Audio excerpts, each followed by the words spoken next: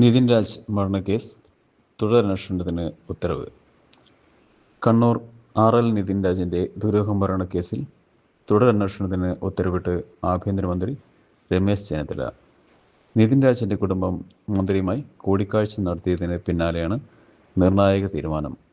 Crime branch അന്വേഷണം തൃപ്തികരമല്ലെന്ന് കുടുംബം കൂടിക്കാഴ്ചയിൽ മന്ത്രിയെ അറിയിച്ചിരുന്നു.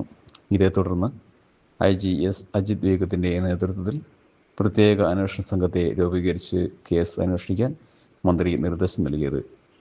കുടുംബത്തിൻ്റെ ആവശ്യം മന്ത്രി കേട്ടതായും നിയമ പോരാട്ടം തുടരുമെന്നും നിതിൻ രാജിൻ്റെ അച്ഛൻ രാജൻ പ്രതികരിച്ചു.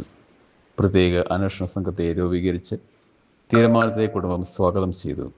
പിന്നീട് അതിനിടെ കേസിലെ മുഖ്യപ്രതിയായ അധ്യാപകൻ ഡോക്ടർ MK റാം ഇന്ന് പിടിയിലായി.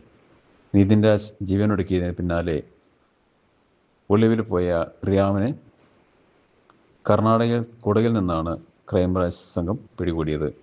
3 മാസത്തോളമായി ഒളിവിലായിരുന്ന അദ്ദേഹത്തെ ഇന്ന് പുലർച്ചെ കാറിൽ സഞ്ചരിക്കുന്നതിനിടെയാണ് തടഞ്ഞത്.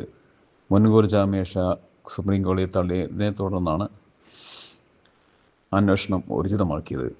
കീഴടങ്ങാൻ കണ്ണൂരിലേക്ക് വരികയായിരുന്നു എന്നാണ് റാം നൽകിയ വിവരം. കണ്ണൂർ ക്രൈംബ്രാഞ്ച് ഓഫീസിലെത്തിയ പ്രതിയുടെ അറസ്റ്റ് രേഖപ്പെടുത്തി.